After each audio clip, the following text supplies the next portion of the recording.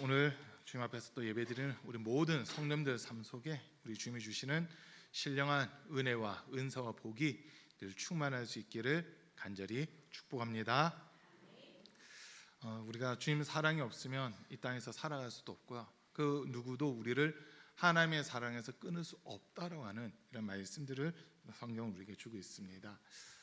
우리가 이 땅에서 살아가면서 항상 기준을 삼아야 되는 것이 있거든요. 어디를 가든지 기준이 중요하더라고요. 그 군대에 있을 때 보면 이제 훈련소에서 교관들이 줄을 세울 때 한 사람을 지목하고는 기준을 시켜요. 근데 기준이 막 움직여 버리면 대열 전체가 막 흔들려 버리거든요. 기준은 그 자리에 딱 서서 기준 하고 딱 손을 내리면 그 사람을 중심으로 해서 양팔 간격으로 서든지 한팔 간격으로 서는 이런 모습들이 딱 있어요.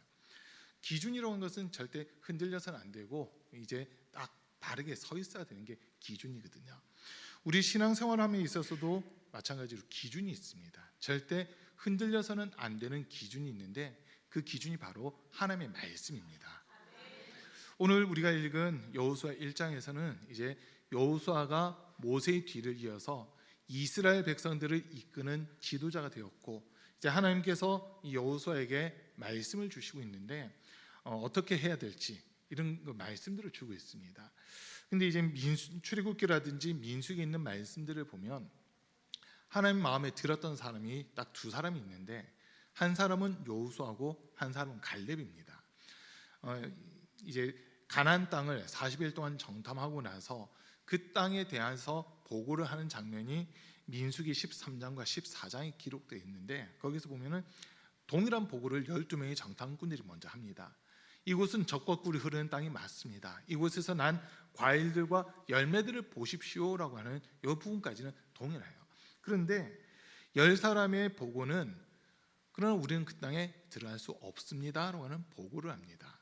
이유는 거기는 안악 자손들이 있고 그들을 보니까 키가 장대같이 크고 훈련된 군사들이 있고 성벽과 성루와 망대가 견고하게 세워져 있는 이런 모습들을 보면서 스스로가 느끼기에 저들에 비하면 우리는 고목나무의 매미와 같은 존재다라고 하는 이런 느낌을 받고 있었습니다. 그런 반면 여호수아와 갈렙은 하나님이 모세를 통해서 주셨던 약속의 말씀들, 아브라함에게 약속하셨던 적과 꿀이 흐르는 땅으로 너희를 인도할 것이다라고 하신 그 약속의 말씀을 믿고 무슨 소리냐? 저들의 공권력은 이미 무너졌고 저들의 방어체계는 다 해체가 되었다. 하나님이 우리와 함께 하시니까 우리는 그냥 올라가면 된다. 저들은 우리의 밥이다라고 하면서 올라가자라고 하는 이야기를 합니다. 하나님이 보실 때는 이 여호수아와 갈렙 두 사람만 하나님의 하신 약속의 말씀을 온전히 인정하고 믿고 있는 그러한 사람이었고 나머지 10명의 정탐꾼들은 하나님이 약속하셨음에도 불구하고 그거는 우리랑 상관없는 말씀이야 라고 받아들였던 겁니다. 그러다 보니까 하나님께서 하신 말씀이 오늘 내 귀에 들린 대로 내가 시행하리라 라고 하는 이 말씀을 하시거든요. 그래서 여호수아와 갈렙 출애굽해서 인구 조사를 받은 사람들 가운데서는 여호수아와 갈렙 딱 두 사람만 가나안 땅에 들어가는 것이고 나머지 사람들은 광야에서 다 죽게 되는 이런 모습들이 있었습니다. 그리고 이제 여호수아가 모세의 뒤를 이어 지도자가 되는데 이때 여호수아의 나이가 몇 살쯤 됐는지 혹시 아시나요?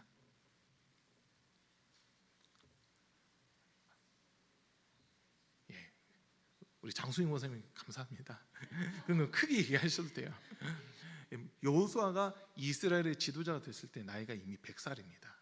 100살이에요. 그러니까 출애굽할 때 여호수아의 나이가 60세였고 40년이라는 시간이 지나서 100세가 된 겁니다. 그런데 이 100세가 된 여호수아를 향해서 하나님이 하시는 말씀, 내가 모세와 함께 있었던 것 같이 너와 함께 있을 것이다. 그러니 너는 두려워하지 말고 마음을 강하게 하고 담대히 하라라고 하는 이 말씀을 주고 계시거든요. 그러면서 이제 이 여호수아에게 하나님이 약속하신 말씀이 내가 너를 지켜줄 거고 너를 보호해 줄 건데 너를 통해서 약속한 땅 가나안 땅을 다 차지하게 해줄 텐데 너가 한 가지 지켜야 될 게 있다라고 하는 이 말씀을 주세요. 그게 뭐냐면 오늘 우리가 읽은 말씀 가운데 7절과 8절 말씀을 잠깐 보시면요.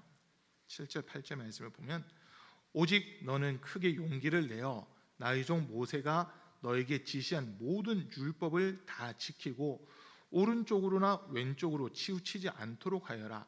그러면 내가 어디를 가든지 성공할 것이다. 이 율법책의 말씀을 늘 읽고 밤낮으로 그것을 공부하여 이 율법책에 쓰여진 대로 모든 것을 성심껏 실천하여라. 그리하면 내가 가는 길이 순조로울 것이며 내가 성공할 것이다 라고 우리에게 말씀합니다. 자, 여호수아에게 지금 마음을 강하게 하고 두려워하지 말고 용기를 내라고 하는 이 말씀을 주시면서, 이거는 이제 여호수아의 자세고 더 필요한 거, 하나님이 여호수아에게 은혜를 베푸시고 복을 주시고 가나안 땅을 다 정복할 수밖에 없는 진짜 비결을 가르쳐 주신데, 그것은 하나님의 말씀을 늘 읽고 묵상하고 공부하고 지켜 행하라고 하는 이 말씀인 겁니다.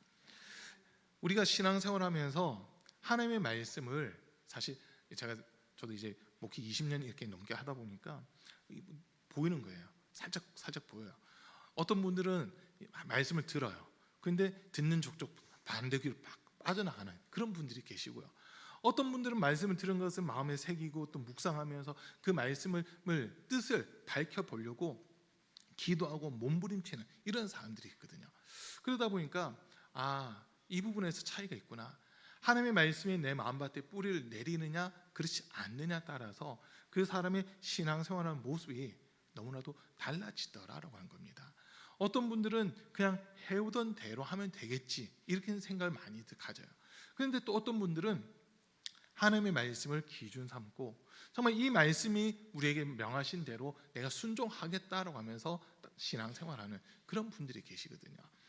그래서 이 여호수아의 모습을 보면서, 사실 여호수아는 예수님을 예표하는 인물 중 한 명이잖아요. 여호수아라고 하는 이름 자체가 예수라는 이름과 같은 이름이거든요. 같은 이름이에요. 그런데 이제 히브리식으로 표현하느냐 헬라식으로 표현하느냐에 따라서 여호수아가 되기도 하고 예수가 되기도 하는 이 부분인데, 이 여호수아라는 사람 10년이라는 시간 동안 이스라엘의 지도자로서 이제 정복 전쟁을 하고 땅을 분배하는 이 역할들을 하거든요. 근데 이스라엘 백성들의 땅을 분배할 때도 그렇고 40년 전 이제 가나안 땅을 처음 정탐했을 때도 그렇고 여호수아에게서 우리가 본받아야 될 만한 모습은 딱 한 가지예요. 하나님이 약속하신 말씀을 의심하지 않고 끝까지 믿고 있었다는 겁니다. 하나님이 무슨 말씀하시든지 그 말씀은 그대로 이루어진다라고 인정하는 사람이 이 여호수아였던 거거든요.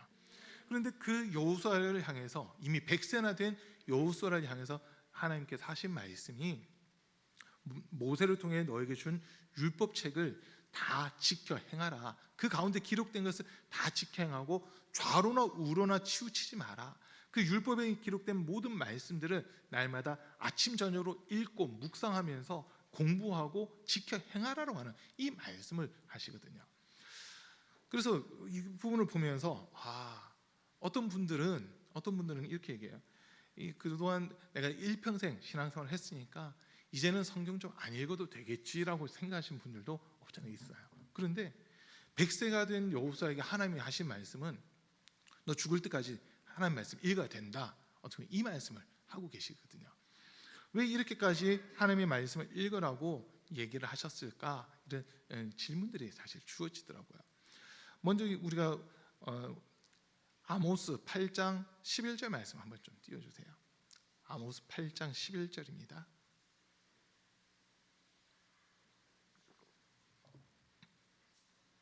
한번 같이 읽어보겠습니다. 시작. 주 여호와의 말씀이니라. 보라, 날이 이를지라 내가 기근을 땅에 보내리니 양식이 없어 주림이 아니며 물이 없어 가람이 아니요 여호와의 말씀을 듣지 못한 기갈이라. 재앙이라고 하는 것이, 그러니까 지금 재난이 오고 기근이 찾아오는데 단순히 물이 없어서 목마르거나 양식이 없어서 배고픈 것이 아니라 하나님의 말씀을 듣지 못했기 때문에 기근이 찾아온다라고 하는 지금 이런 이야기들을 하고 있습니다. 그리고 또 호세아 4장 6절 말씀도 한번 띄워주십시오. 호세아 4장 6절 말씀인데요. 또 같이 읽습니다. 내 백성이 지식이 없으므로 망하는도다. 내가 지식을 버렸으니 나도 너를 버려 내 제사장이 되지 못하게 할 것이요 내가 내 하나님의 율법을 잊었으니 나도 내 자녀들을 7절도 있습니다. 7절도요. 다음 절. 그들은 번성할수록 내게 범죄하니 내가 그들의 영화를 변하여 욕이 되게 하리라. 하나님의 말씀을 버렸기 때문에 하나님께서도 이들을 버리겠다라고 지금 말씀하시잖아요. 상당히 두려운 겁니다. 이제 요한복음 15장에서 보면 예수님이 포도나무 비유를 말씀하시거든요. 나는 참 포도나무고 너희는 가지다. 너희가 내 안에 내가 너희 안에 거하면 그 사람은 열매를 많이 맺는다고 이 말씀하시는데 예수님이 이렇게 말씀하십니다. 너희가 내 안에 거하고 내 말이 너희 안에 거하면 그 사람은 열매를 많이 맺는다. 무엇이든지 원하는 대로 구하면 그대로 이루어진다라고 이런 말씀들을 예수님이 하시거든요. 그러면 우리가 신앙생활하면서 기도하는데도 응답이 없고 또 우리의 삶 속에 신앙생활뿐만 아니라 일반적인 삶 속에서도 우리의 삶 속에 고통과 염려와 근심들이 계속 찾아오는 이유가 뭐냐라고 했을 때 하나님이 지키고 보호할 수 있는 그 자리에 내가 있어야 되는데 그러지 못한다는 거예요. 그러지 못한다는 거예요. 그 제일 기준되는 게 하나님의 말씀을 읽고 듣고 지켜 행하는 이 부분이거든요. 그런데 우리가 신앙생활하면서 이 자리에 계신 우리 성도님들에게도 한번 제가 질문을 해볼게요. 이건 대답하지 마세요. 입술로 대답하지 마시고 속으로만 대답하십시오. 여러분 1년 동안 성경 얼마나 읽으십니까? 1년 동안 성경 얼마나 읽으세요? 오늘 아침인가 어제 밤인가 용준이가 저한테 그러더라고요. 이제 성경 읽기로 했대요. 잘했다 했어요. 그랬더니 얼마나 읽으려고 하느냐 물어봤거든요. 학교 다닐 때는 하루에 한 장씩 읽고 방학 때는 하루에 3장씩 읽겠다고 그러더라고요. 그러면서 창세기를 읽기 시작한다는 거예요. 그 혼자 계산해봤어요. 그러면 지금 용준이가 실제 방학이 이번 주 금요일 하루밖에 없어요. 실제적인 방학은 금요일 하루밖에 없고 나머지는 설 명절로 이렇게 연결이 돼버리는데 그러면 창세기가 전체 50장까지인데 하루에 한 장씩 이렇게 읽어 나간다면 그냥 하루에 한 장씩만 읽으면 7주가 걸립니다. 7주간이 걸리고 이걸 이제 좀 빠르게 해서 방학 기간 동안 3장씩 그러면 방학이 정확하게 일주일이니까 일주일 동안 3장씩 읽으면 21장이거든요. 일주일 동안 21장 읽고 그러면 나머지 29장을 29일 동안 또 읽어야 되는 거잖아요. 그래도 한 달 넘게 걸리는 거예요. 그러다 보니까 혼자 생각한 거예요. 만약 저렇게 읽으면 성경 전체를 읽으려면 이거 시간이 얼마나 걸릴까? 1186일 걸려요. 1186일 걸립니다. 하루에 한 장씩 읽어 나가면 성경 전체가 1186장이거든요. 그러니까 이거를 우리가 말씀을 읽는다고 할 때 진짜 읽다 보면요 언제 다 읽지 이런 마음도 처음에 들어요. 글자 수도 워낙 많고 막 이러잖아요. 그런데 읽고 읽다 보면 어느 순간 말씀을 읽어 나가기 시작하는데 우리 송영신 권사님이 그런 말씀하시더라고요. 성경을 읽다 보니까 처음에는 내용적으로만 글만 이렇게 읽어 나갔는데 두 번째 읽고 세 번째 읽고 막 이러다 보니까 그 전에 안 보이던 것들이 보이기 시작한다는 거예요. 안 보이는 것들이 보이기 시작하고 또 계속 말씀을 읽는 중에 영적인 비밀들이 하나하나 깨달아져 가더라라고 이 말씀하시더라고요. 하나님의 말씀이 생명이 있거든요. 그래서 우리가 성경을 읽어야 된다고 하는 그 이유가 뭐냐면 우리가 신앙생활에 바른 기준을 세우는 겁니다. 바른 기준을 세우는 거고요. 성경을 읽어야 되는 진짜 중요한 이유가 디모데후서 3장 15절에 기록되어 있어요. 디모데후서 3장 15절, 16절, 17절까지 쭉 해서 보면 또 어려서부터 성경을 알았나니 성경은 능히 너로 하여금 구원에 이르는 지혜 예수 그리스도로 믿음으로 말미암아 구원에 이르는 지혜가 있게 하려 한대요. 그러면서 또 계속하는 이야기가 모든 성경은 하나님의 감동으로 된 것으로 교훈과 책망과 바르게 함과 의로 교육하기에 유익하니 이는 하나님의 사람으로 온전하게 하며 모든 선한 일을 행할 능력을 갖추게 하려 함이다라고 이렇게 일러줍니다. 자, 여기서 보면 지금 두 가지 얘기예요. 하나는 성경을 읽어야 되는 이유는요. 첫 번째는 구원에 이르는 지혜가 있다는 거고요. 두 번째는 하나님의 사람으로 온전하게 한다라고 하는 겁니다. 그럼 이제 저와 여러분들이 스스로에게 물어보는 거예요. 영훈아, 너 진짜 하나님 사람 맞니? 구원에 이르는 지혜가 있니? 이걸 한번 자기 스스로에게 물어보세요. 아마 입술로는 네라고 대답할 거예요. 아멘이라고 대답할 거예요. 근데 속으로서는 너 진짜 예수 믿는 사람 맞아라고 하는 이 질문부터 주어질 거거든요. 이게 상당히 두렵더라는 거예요. 그런데 우리의 삶의 모습들을 바꿔 나갈 수 있는 기준이 사실 하나님 말씀이거든요. 우리가 어떻게 보면 습관적인 거 아니면 내 성격적인 거 이거를 내세우다 보면 하나님 말씀과 벗어날 때가 상당히 많이 있습니다. 그런데 우리가 말씀을 읽고 나가다 보면요, 어느 순간부터 이 말씀이라고 하는 기준에다가 나를 맞춰가기 시작하는 이런 모습이 되거든요. 내가 기준이 됐을 때는 내가 읽었을 때 기분 나쁜 말씀에서 아이 하고 그냥 성경책을 덮어버려요. 내가 기준이다 보니까, 내가 중심이다 보니까 이 말씀 어떻게 지켜 하면서 그냥 포기를 하는 이런 경우들이 있거든요. 근데 이게 하나님의 말씀이고 구원에 이르는 지혜를 주고 우리를 하나님의 사람으로 온전케 한다는 것이 인정되잖아요. 그때부터는 내 모습으로는 구원받을 수 없는데, 내 모습으로는 죄만 가득한데 어떻게 하면 하나님의 사람이 될 수 있을까? 어떻게 하면 구원에 이를 수 있을까? 이걸 고민하면서 성경을 읽고 나가다 보면요, 하나의 기준을 우리에게 딱 세워주시거든요. 그 기준을 세우고 그 기준 안으로 들어오라고 지금 우리에게 계속 알려주시는 이런 부분들이 있더라는 거예요. 시편 119편 9절 말씀도 한번 띄워주세요. 시편 119편 9절 말씀인데요, 시편 119편 9절 한번 같이 읽습니다. 시작. 청년이 무엇으로 그의 행실을 깨끗하게 하리이까? 주의 말씀만 지킬 따름이니이다. 보세요. 주의 말씀을 지키는 것이 자기 행실을 옳게 하는 이런 모습이다라고 우리에게 가르쳐 줍니다. 여러분, 이제 제가 여러분 질문 하나 해볼게요. 하나님은 우리에게 복을 주신 분입니까? 저주를 주신 분입니까? 하나님 우리에게 복 주신 분이시죠. 틀림없죠. 확실한 거죠. 예, 그런데 우리가 복을 받을 준비를 안 하고 있는 거예요. 성경을 보면 하나님이 우리에게 복 주신 방법이 명확하게 기록되어 있거든요. 신명기 28장 1절부터 3절까지 좀 띄워주세요. 신명기 28장 1절부터 3절까지만 읽을게요. 14절까지 읽어야 되는데 너무 기니까 3절까지만 읽을게요. 신명기 28장 1절부터 3절까지를 같이 한번 읽어봅니다. 시작.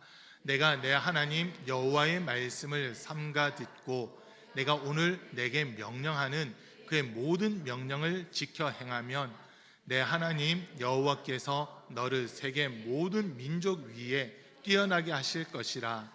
내가 내 하나님 여호와의 말씀을 청종하면 이 모든 복이 내게 임하며 내게 이르리니 성읍에서도 복을 받고 들에서도 복을 받을 것이며. 보세요. 떡반죽 그릇이 복을 받고 우양이 복을 받고 뭐가 복을 받고 뭐가 계속 이제 나와요. 그런데 기준이 뭐냐면 1절에서도 이야기하고 2절에서도 이야기하는데 하나님의 말씀을 듣고 지켜 행하면 이렇게 되어 있습니다. 하나님의 말씀을 가까이 하는 사람, 하나님의 말씀을 듣고 그 말씀대로 살아가겠다고 몸부림치는 사람들에게 신명기 28장 1절에서는 세계 모든 민족 위에 가장 뛰어난 복을 주겠다고 약속하시고요. 2절에서는 이 모든 복을 너에게 주겠다고 또 약속하시는 이런 부분들이 있거든요. 그래서 여러분 하나님의 말씀 읽는 게 매우 중요한 겁니다. 또 시편 1편 1절부터 3절 말씀도 한번 보겠습니다. 시편 1편 1절부터 3절까지 말씀인데요, 같이 읽겠습니다. 복 있는 사람은 악인들의 꾀를 따르지 아니하며 죄인들의 길에 서지 아니하며 오만한 자들이 자리에 앉지 아니하고 오직 여호와의 율법을 즐거워하여 그의 율법을 주야로 묵상하는도다. 그는 시냇가에 심은 나무가 철을 따라 열매를 맺으며 그 잎사귀가 마르지 아니함 같으니 그가 하는 모든 일이 다 형통하리로다. 아멘. 보세요. 복 있는 사람은 하나님의 말씀, 율법을 즐거워하여 그 율법을 주야로 아침 저녁으로 읽고 묵상하는 사람이라는 거예요. 이 묵상한다는 말이 작은 소리로 읊조린다라고 하는 그런 의미거든요. 그러니까 입술에서 하나님의 말씀이 계속 외워질 수 있게끔 하는 그런 부분이에요. 외우는 게 아니면 계속 소리 내서라도 읽으라는 거거든요. 그렇게 할 때 그 사람의 삶을 하나님이 책임지겠다라고 하는 이런 약속의 말씀들을 주고 있습니다. 자, 이게 그냥 하나의 경전이기 때문에 읽으라가 아니라 이 말씀 속에 생명이 있거든요. 이 말씀을 통해서 우리는 다른 게 아니라 서울에 지금 은퇴하셨는데 그 강문호 목사님이라고 여러분 아시죠? 성막 1인자라고 불려졌던 그 강문호 목사님이 이제 한번 그런 말씀하시더라고요. 성경을 짜보면은 피가 나온대요. 구약을 짜면은 짐승의 피가 나오고 신약을 짜면 예수 그리스도의 피가 나온다라고 그렇게 이야기하거든요. 이 말은 뭐냐면 모든 성경이 예수 그리스도를 말하고 있다는 겁니다. 요한복음 5장 39절인데요. 요한복음 5장 39절입니다. 많은 사람들이 성경을 읽는 이유가 구원받기 위해서, 영생을 얻기 위해서 성경을 읽는다는 거예요. 한번 읽어보겠습니다. 시작. 너희가 성경에서 영생을 얻는 줄 생각하고 성경을 연구하거니와 이 성경이 곧 내게 대하여 증언하는 것이니라. 모든 성경은 예수 그리스도를 증언하고 있습니다. 그렇기 때문에 예수 그리스도를 증언하고 있기 때문에 성경을 통해서 구원에 이르는 지혜를 얻게 되는 거고요. 예수 그리스도를 통해서 예수 그리스도를 우리가 알아가다 보면 하나님의 사람으로 온전하게 세워지는 이런 모습들이 나타나게 되는 거거든요. 그래서 지금 하나님이 100세나 된 여호수아에게 하신 말씀은 이 말씀에서 치우치지 말라는 겁니다. 이 말씀 중에 많은 분들이 이렇게 말씀을 들으면서도 저 말씀은 나랑 상관없는 말씀이네, 저거는 아무개가 들어야 되는 말씀인데 이 말씀은 누가 들어야 되는데 오늘 안 왔네, 막 이렇게 판단하는 경우들이 상당히 많잖아요. 여러분, 모든 말씀은요 누가 들어야 되는다가 아니라 내가 들어야 될 말씀입니다. 말씀이라고 하는 기준에다가 나를 맞춰간다 했잖아요. 그러다 보면 사실 죄라고 하는 것들이 발견되기 시작하거든요. 죄가 발견되는데 처음에 찾는 죄는요 행위적으로 했냐 안 했냐예요. 행위적으로 했냐 안 했냐. 그런데 예수님이 하시는 말씀들을 다시 기준에서 놓고 보면 행위보다 더 중요한 게 마음으로 생각하고 있느냐 그렇지 않느냐, 여기까지도 가거든요. 예수님은 마음으로 생각한 것도 죄다라고 여기고 계신다는 거예요. 그리고 더 나아가잖아요. 말씀 자체가 하나님이시라는 거거든요. 요한복음 1장 1절 말씀인데요. 태초에 말씀이 계시니라 이 말씀이 하나님과 함께 계셨으니 이 말씀은 곧 하나님이시니라 라고 일러주잖아요. 말씀 자체가 하나님이시라는 거예요. 근데 이 말씀이 우리에게 나타나는 모습들이 크게 보면 네 가지 정도 이렇게 되어 있거든요. 세 가지 내지 네 가지로 정리를 할 수 있는데, 먼저는 이 금방 읽었던 말씀대로 요한복음 1장 1절 말씀처럼 말씀 자체가 하나님이시라는 거예요. 근데 1장 14절에서 말씀이 육신이 되어 우리 가운데 거하심에 내가 보니 독생자의 영광이요 그 위에 은혜와 진리가 충만하더라라고 이렇게 이야기하잖아요. 예수 그리스도로 나타나신 말씀이라는 거예요. 첫 번째는. 그래서 이 말씀 자체에 생명이 있다는 거거든요. 이거 인정되세요? 그러니까 예수님은 말씀이시고 말씀은 곧 하나님이시고, 그래서 하나님과 예수님이 같은 분이시다 이렇게 연결이 되는데, 제일 먼저는 우리에게 사람의 형체로 나타나신 그 예수님인 말씀이 있고요. 두 번째로 우리에게 주신 말씀이 기록된 말씀, 성경이 우리에게 주어졌습니다. 옛날에는 그러니까 마틴 루터가 1517년 10월 31일에 종교개혁을 일으키는데 그 이전에는 성경은 헬라어, 히브리어, 라틴어로만 돼 있었어요. 그러다 보니까 예배 시간에 성경을 읽어도 알아듣는 사람이 아무도 없는 그런 모습들이었거든요. 그러나 마틴 루터가 종교개혁을 일으키면서 성경을 번역하기 시작합니다. 성경을 번역하기 시작해요. 마틴 루터는 독일인이다 보니까 독일어로 성경을 처음 번역을 시작해요.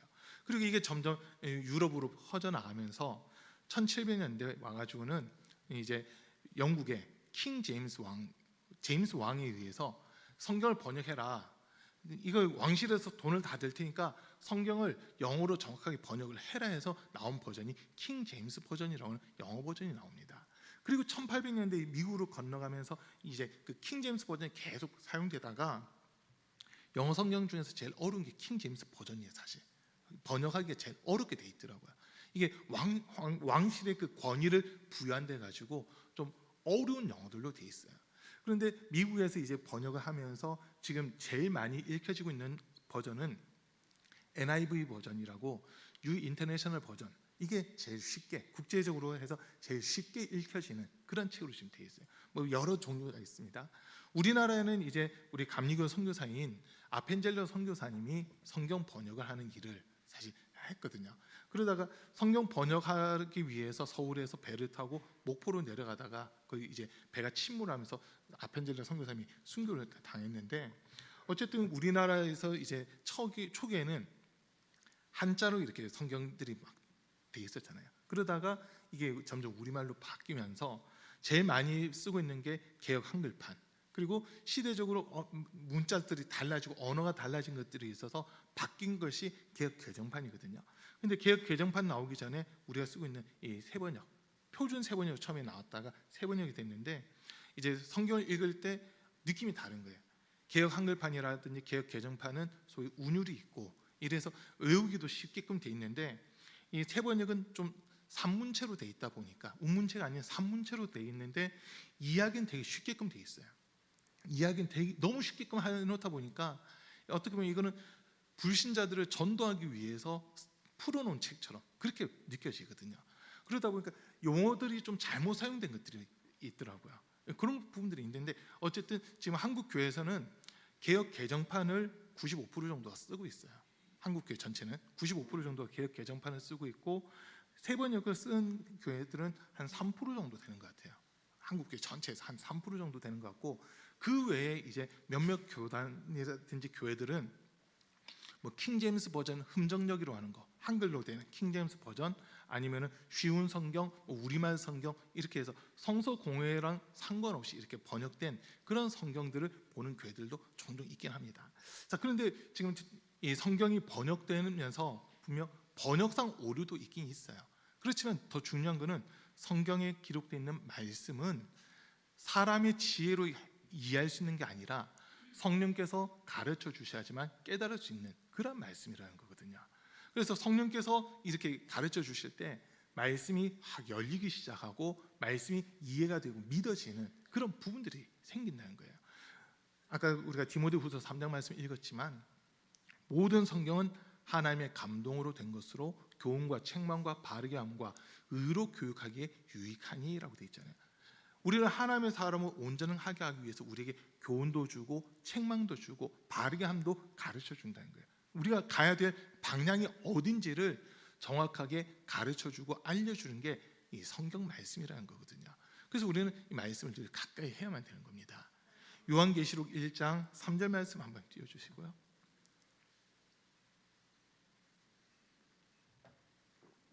같이 읽습니다.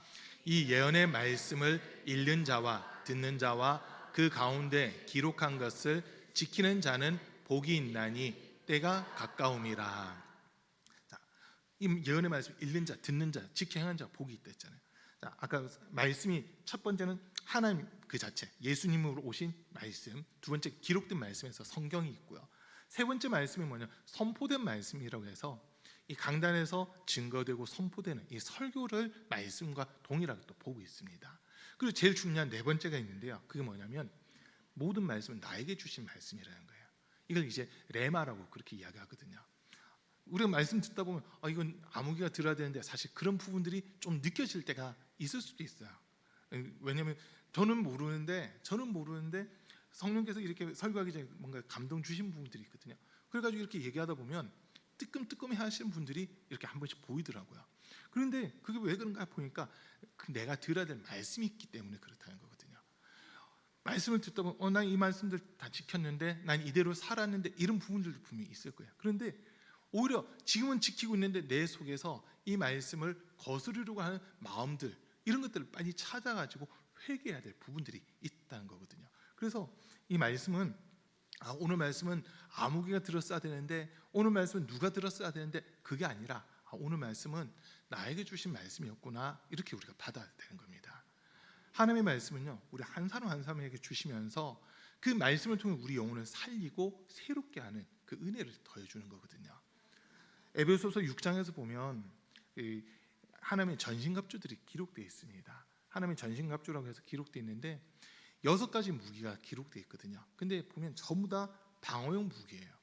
의의 호심경, 진리의 허리띠, 의의 호심경, 평안의 복음의 신, 믿음의 방패, 구원의 투구라고 하는 것들은 전부 다 내 몸을 보호하기 위한 방어용 무기들입니다. 그런데 공격용 무기가 딱 하나 있는데 하나님의 말씀이라는 거거든요.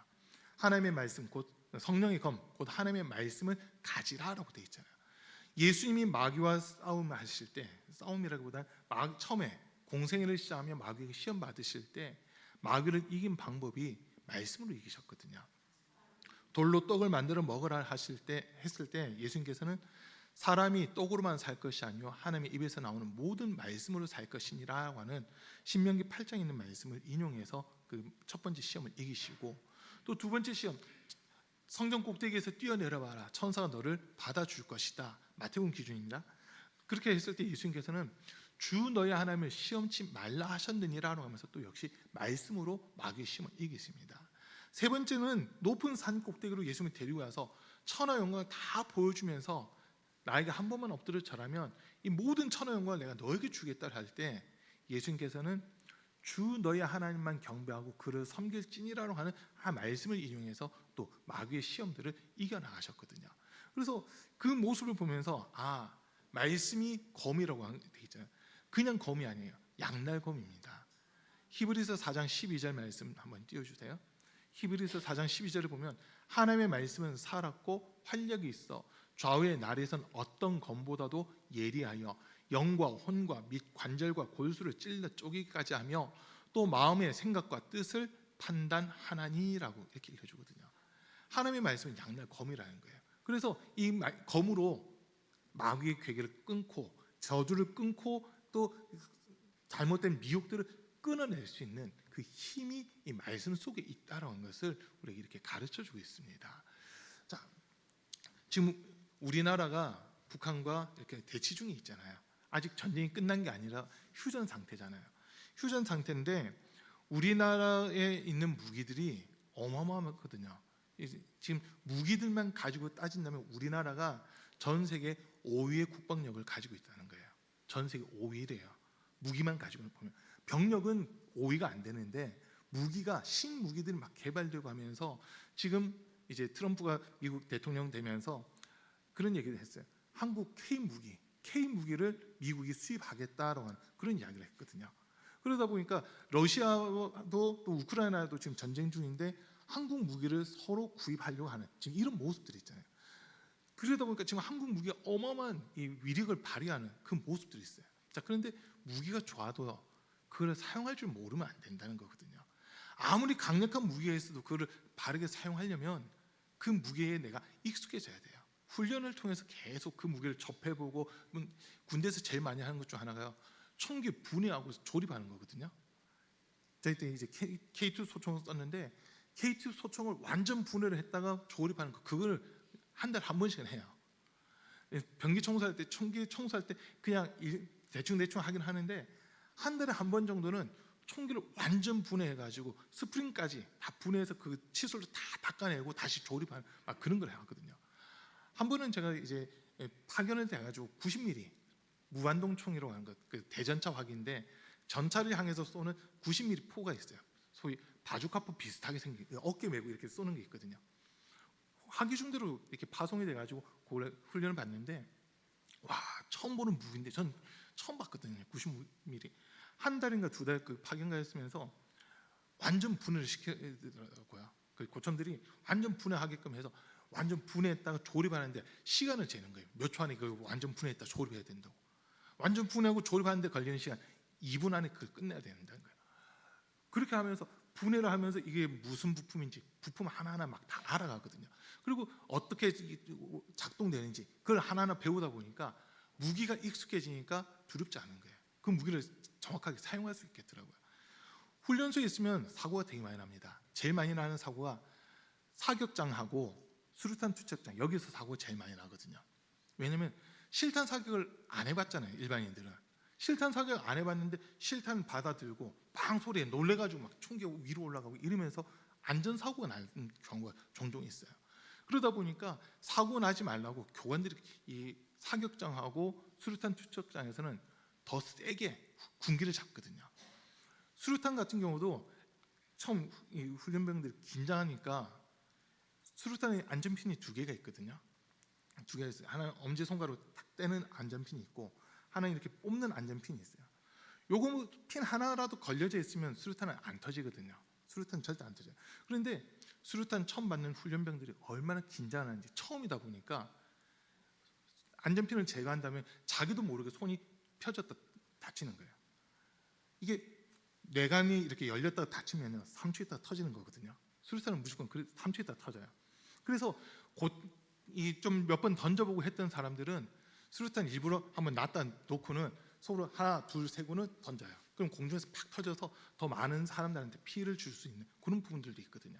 근데 안 써보니까 이게 언제 터지는지를 모르니까 긴장했다가 너무 긴장한 바람에 수류탄을 자기도 모르게 놨다가 잡는 이런 경우들이 빈번하게 일어나거든요. 군대에서 수류탄 터졌다 이런 뉴스들이 한 번씩 나오잖아요. 다 훈련소예요.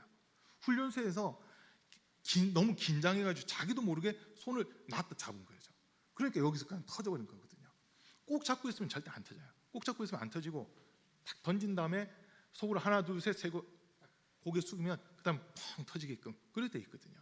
그러니까 무기라고 하는 것도 내가 얼만큼 사용해봤느냐에 따라서 더 잘 사용할 수 있고 못 사용할 수 있고 이런 부분들이 있잖아요. 하나님 말씀이 똑같아요. 내가 하나님 말씀을 가까이 하고 읽고 묵상하고 연구하고 하다 보면 어느 때든지 하나님의 말씀이 탁탁탁탁 나올 수가 있거든요. 그런데 하나님의 말씀을 내가 이건 진짜 좋은 거야, 이건 생명이야, 나를 구원으로 이끄는 거야라고 하는데 말씀을 안 읽는다고 해보세요.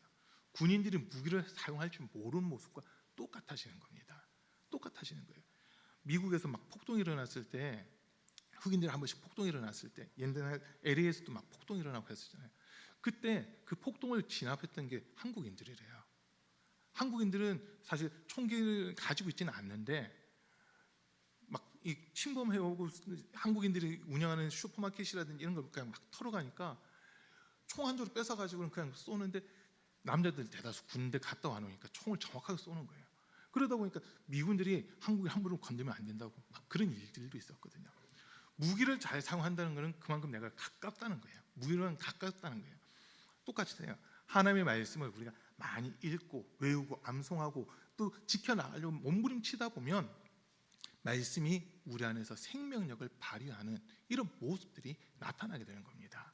그래서 우리 사랑하는 성도님들, 오늘 여호수아에게 주신 말씀처럼 하나님의 말씀을 날마다 읽고 묵상하고 연구하는 것뿐만 아니라 말씀에 기록된 대로 지켜 행함으로써 순종함으로써 하나님이 주시는 복을 마음껏 누릴 수 있는 그런 우리 성도님들 다 되시기를 간절히 축복합니다.